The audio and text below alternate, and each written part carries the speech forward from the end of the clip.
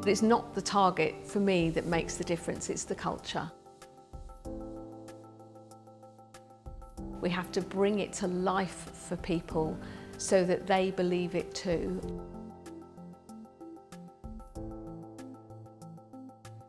So we are diverse by nature, but what we have to be is inclusive, and we have to create an environment where everybody can thrive, no matter where they come from or what their background is.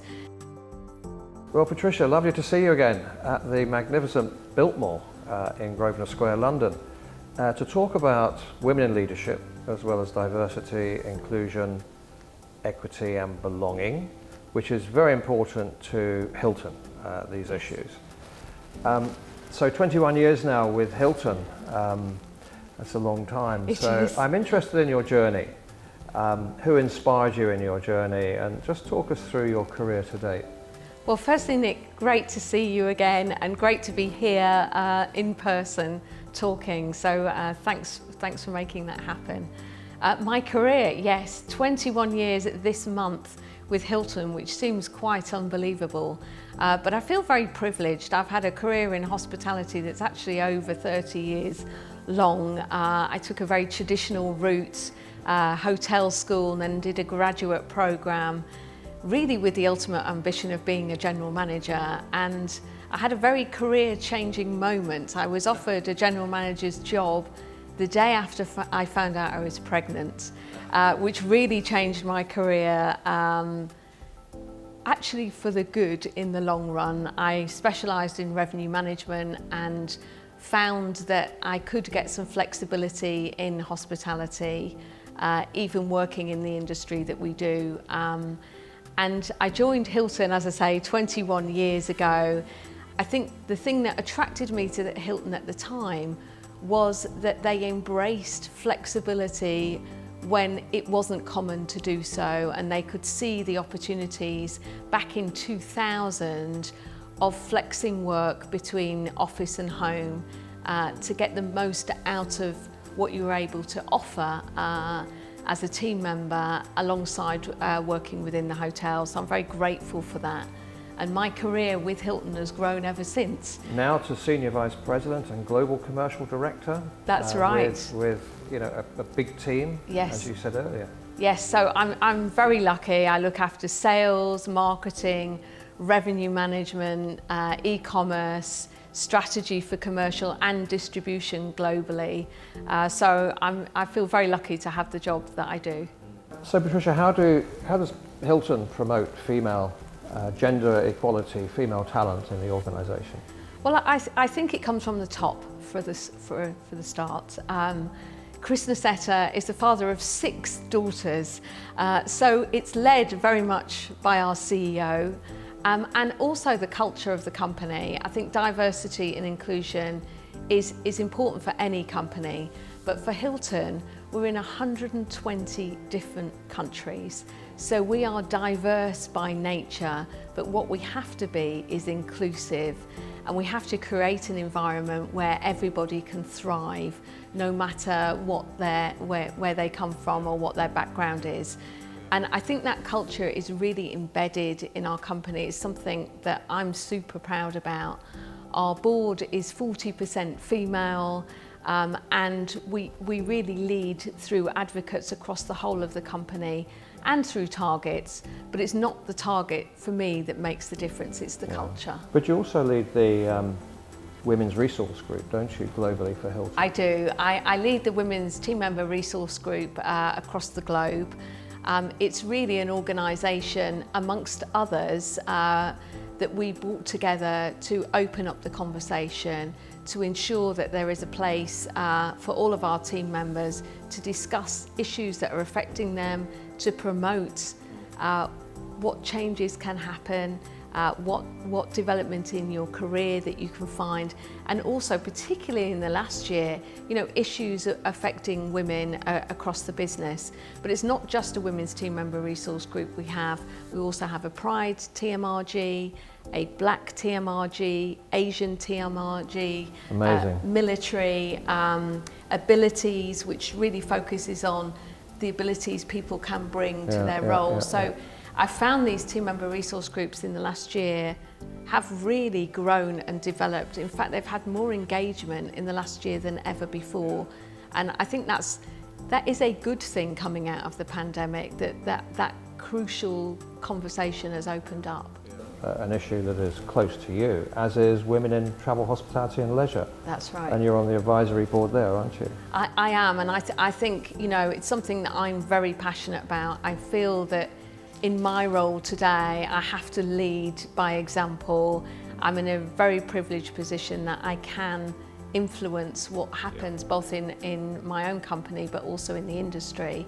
And we spend a lot of time on the advisory board talking about how we can promote women and their career development, but also you know, how to bring ethnic minority people to the industry and ensure that they can have that feeling of belonging. How has COVID impacted Hilton's employees you know, over the last year or so? Well, I think it's been an unprecedented year to start off with, but I do believe that there's positives out of the pandemic. If I think of what's happened in the last year, we've pivoted to a work from home environment certainly for the corporate workforce and for hoteliers that normally are in hotels every day. We've had to learn and pivot, learn to cope with a completely different environment. I'm quite amazed by how we've managed to do that and how quickly that happened. And I certainly think for women, there's been a lot of additional pressure. Women have been double jobbing, teaching children from home, being the main carer, and support services. And it's particularly women, but all team members have had previously that they've had to learn to cope. But out of that, I think we've become more authentic than ever before. You know, everybody can tell a story of being on Teams or on Zoom where the dog comes into the picture or the child needing help with their homework, and you know, or a knock at the door, the old Amazon at the door. I think everybody's had that, and it's made us more human. And it also has opened up conversations like never before. So if you think of the Black Lives Matter movement or the Asian incidents that happened, I think previously they wouldn't have had such a focus. But in our company, we really thought about what that means to our team members and how it impacted them. We started a whole series of courageous conversations, actually led by Chris Nossetter, I noticed our CEO. that. You mentioned that on the forum you were speaking on. Yes, I think I found them quite incredible. He's spoken with people like Ariana Huffington, with Diversity Inc., and really opened up the conversation that made it acceptable for everybody. And not only these courageous conversations, but they developed into our TMRGs, into smaller coffee type chats, which made it safe for people to open up. We heard from our team members through our Pulse survey that these have made a huge difference to them personally. It's made them feel that they can have a conversation at work and at home about what's impacting them. So it's changing attitudes as well. Definitely. Isn't it? So does Hilton have specific diversity targets, and how are they measured, Patricia? Yes, we do. Yes, we have targets, and we've just declared a bold target of gender equality by 2027 across the world, across all leadership positions.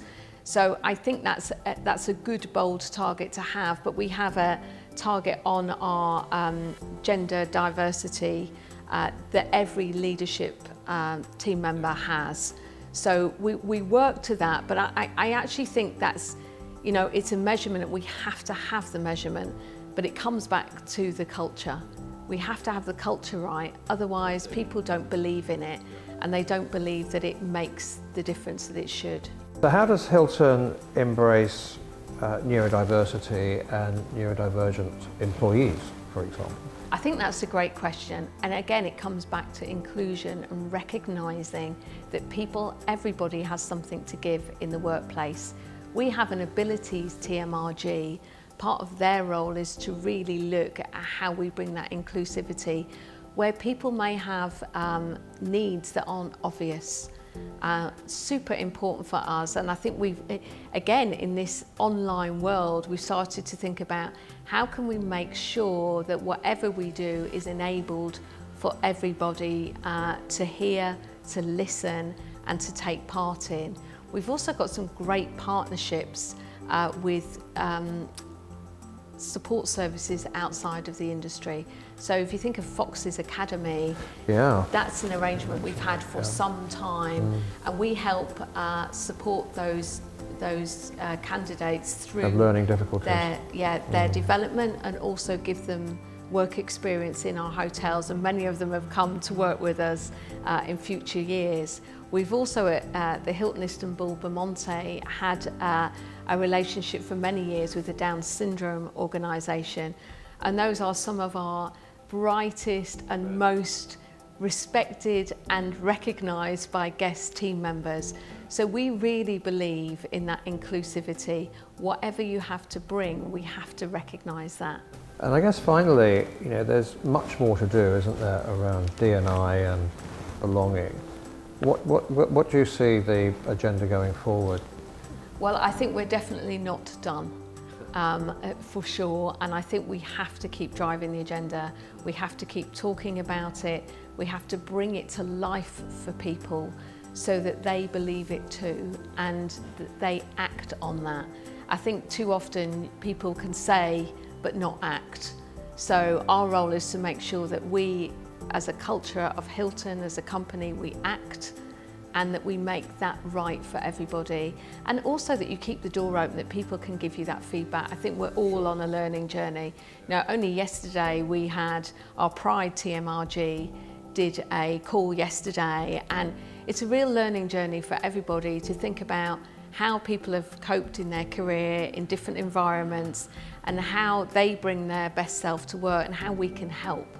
So I think it's just taking each topic and really thinking about it, and making us a truly inclusive workplace and an industry. We've got to keep with the industry too, because everybody has to go in that direction, and we have to remove the unconscious bias that we all have. Indeed, of course. Yeah. Some great success stories there. Yeah. And you know, it's been tremendous just chatting with you today about these very, very important issues. So, Patricia, thanks so much. Thank you, Nick. Lovely to see you again. My pleasure.